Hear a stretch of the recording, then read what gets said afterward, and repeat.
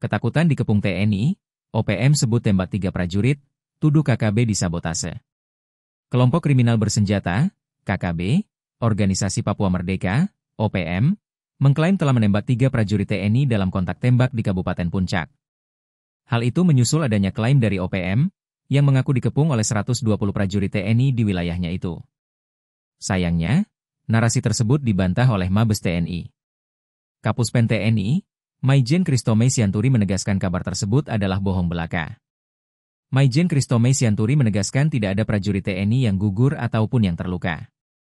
Dia membantah klaim yang sebelumnya disampaikan TPNPB OPM atau KKB Papua.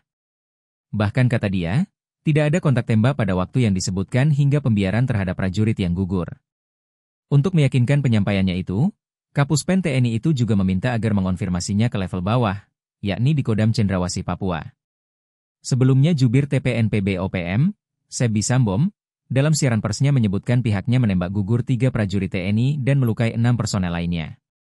Serangan kombatan OPM itu dipicu adanya 120 prajurit TNI yang masuk wilayah Sinak. Sebi Sambom juga mengatakan, pihak TNI belum mengevakuasi jenazah yang gugur. Sedangkan yang terluka akibat tembakan OPM, langsung meninggalkan medan perang.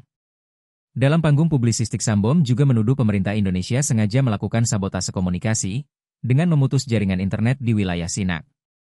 Itu dimaksudkan, pikiran Sambom, agar gerilyawan TPNPB OPM tidak bisa mengabarkan kondisi kekinian di Papua.